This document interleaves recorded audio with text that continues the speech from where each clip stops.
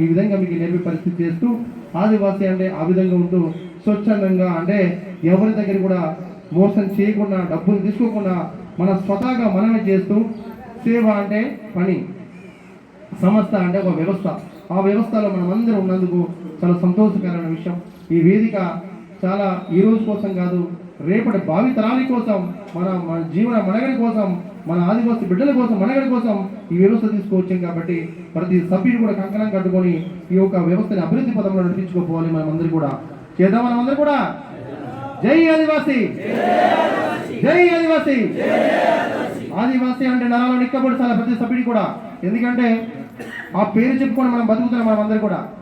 అంతేనే కాదండి, నువ్వేమైనా మైదాన ప్రాంతాలకు పోయి బతుకుతున్నావు ఏంటి? ఏమైనా ఆ మైదాన ప్రాంతాలకు పోయినప్పుడు నిజంగా కనీసం వాళ్ళు ఎవరి ఇల్లుకైనా వర్షం పడుతున్నావు నిల్చో ఉన్నా కూడా ఎవరివై నీకు అడుగుతారు నీకు.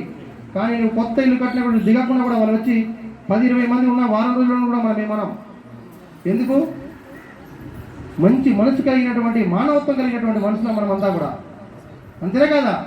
అందుకబట్టి ఆదివాసీ ఎవరికి తక్కువ కాదు. మనమంతా కూడా ప్రతి సభ్యుడి కూడా ఆదివాసీ అంటే ఎవరు తక్కువ కాదు. మనం ఎస్టీ వాళ్ళంటే ఎవరు తక్కండి, మనం ఎవరికి మనం తక్కువ కాదు, అంతేనే కదా. మనమందరం కూడా మంచి మనసు కలిగినటువంటి వ్యక్తులం, ప్రజలకు సేవ చేసగలిగినటువంటి వ్యక్తులం, మానవత్వం కలిగినటువంటి వ్యక్తులం, ఎవరికి లేదంటే ఇచ్చేదే తత్వం మనది. అటువంటి మనుషులం కాబట్టి ఎప్పుడు కూడా మన జాతిని కించపరిచే పరిస్థితి చేయకూడదు. మన జాతిని కంపల్సరీ కూడా ముందుకు పోయే పరిస్థితి చేయాలి. అందుకబట్టి ప్రతి సభ్యుడు కూడా ఈ విషయాన్ని తెలుసుకోగలగాలి.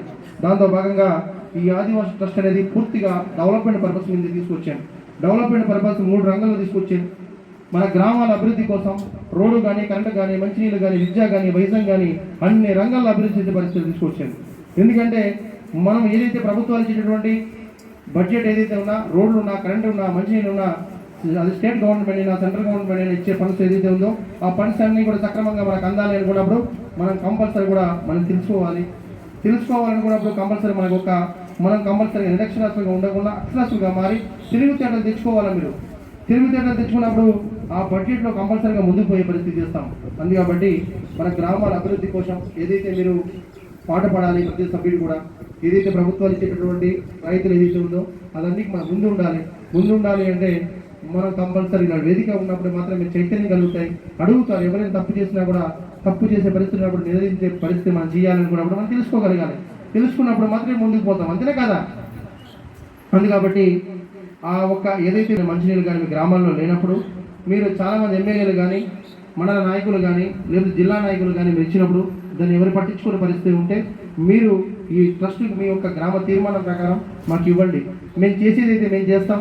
మేము చేయలేనిది ఏదైనా ఉంటే మేము పూర్తిగా ఏదైతే మన ట్రస్ట్కి సంబంధించినటువంటి లెటర్ పేడ్ ద్వారా పూర్తిగా ఆ ఉన్నటువంటి మండలాధికారులు కానీ, జిల్లాధికారులు కానీ ఈ యొక్క డాక్యుమెంట్స్ రాసి పూర్తిగా ఇది నేను ఒక్కటి రాసేది కాదు, దాదాపు 1,60,000 మంది సభ్యత్వం కలిగినటువంటి వ్యవస్థ. కాబట్టి మనమందరూ కూడా సార్ అయ్యగారు మేము ఒక్కటి రాసేది కాదు, మేమందరూ కూడా మా గ్రామానికి సీసీ రోడ్డు లేదు, కరెంటు లేదు, మంచినీళ్ళు లేదు అని రాసే ఒక పత్రం.